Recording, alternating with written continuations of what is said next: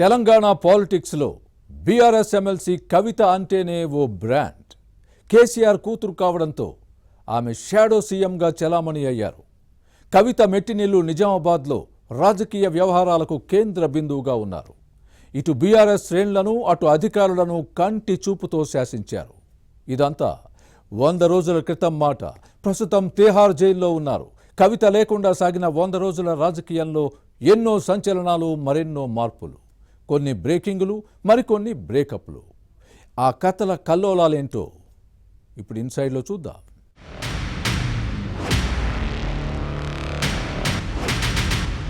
ఉమ్మడి నిజామాబాద్ జిల్లా స్థానిక సంస్థల ఎమ్మెల్సీగా ఉన్న కవిత ఢిల్లీ లిక్కర్ స్కామ్లో అరెస్టై తీహారు జైలుకు వెళ్లి 100 రోజులు దాటింది.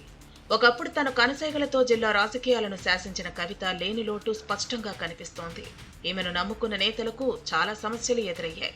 అనేక బ్రేకింగ్లు, బ్రేకప్లు చోటు చేసుకున్నాయి. వాస్తవానికి కవిత ప్రత్యక్ష రాజకీయాల్లో ఉన్నంతకాలం ఓ వెలుగు వెలిగారు. ఎంపీగా, ఎమ్మెల్సీగా చేసిన ఈమెకు ఆ పదవుల కంటే కేసీఆర్ కూతురుగా వచ్చిన హోదానే ఎక్కువ. ఉమ్మడి నిజామాబాద్ జిల్లా ఎమ్మెల్యేలు, ఎంపీలు, ఎమ్మెల్సీలు, ఇతర ప్రజాప్రతినిధులందరికీ ఈమె పెద్ద దిక్కు. ఇక్కడకు వచ్చినప్పుడల్లా మంది మార్బలంతో నానా హడావిడి చేసేవారు. కనుసైగలతో వ్యవహారాలు చక్కబెట్టేవారు. ఈ ప్రాంతానికి షాడో ముఖ్యమంత్రిగా వ్యవహరించారు. ఎమ్మెల్యేలు కూడా తమ పనుల కోసం కవిత ఇంటి వద్ద గంటల కొద్దీ పడిగాపులు కాచే పరిస్థితి ఉండేది. ఓ స్థాయి నాయకులు, కార్యకర్తలు ఆమె దర్శన భాగ్యం కలిగితే చాలని భావించేవారు. కానీ ఇప్పుడు కవితను గుర్తు చేసుకునేవారే లేకుండా పోయారు. ఇంతకాలం వినయ విధేయతలు ప్రదర్శించి ఈమె మెప్పు పొందిన నేతలంతా ఎవరి దారి వారు చూసుకుంటున్నారు.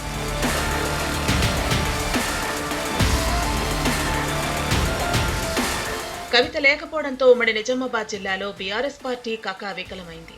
ప్రధానంగా పార్లమెంటు ఎన్నికల్లో బీజేపీ అభ్యర్థి అరవింద్ సునాయాస విజయానికి ఇది ఓ కారణమే.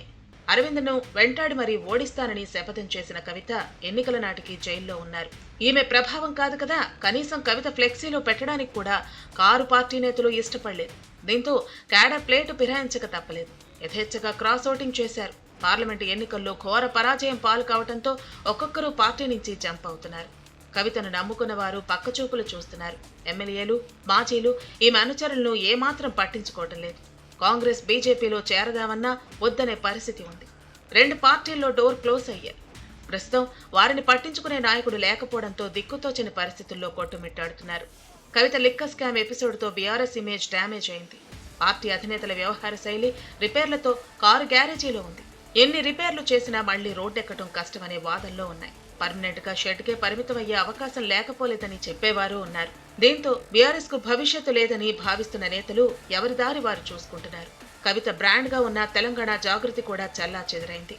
అక్క లేదు, అన్న రారు, బాపు పట్టించుకోరు అని తెగ మదన పడిపోతున్నారు. ఇందులో బతుకు తెరువు లేదని ఇతర ఉపాధి వేటలో పడ్డారు.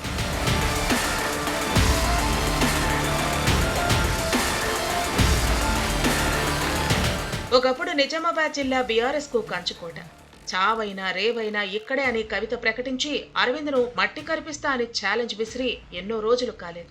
ఇంతలో కాలం మారింది. జైలుకు వెళ్లిన ఈమె ఇంకా ఎన్ని రోజులుంటారో ఎవరికీ తెలియదు. ఈలోపు కారు పార్టీ ఖాళీ అవుతూ వస్తోంది. నడిపించే నేత లేకపోవడంతో క్యాడర్ తమ పొలిటికల్ ఫ్యూచర్ ను వెతుక్కోవాల్సి వస్తోంది. కవిత జైలుకెళ్లడంతోనే ఈ పరిస్థితి వచ్చిందని ఈమెను నమ్ముకున్న వారు టెన్షన్ పడుతున్నారు. మరి ఇలాంటి పరిస్థితుల్లో బీఆర్ఎస్ పెద్దలు పార్టీ శ్రేణులకు ఎలాంటి భరోసా ఇస్తారో, వారిని ఎలా ముందుకు తీసుకువెళతారో చూడాలి మరి.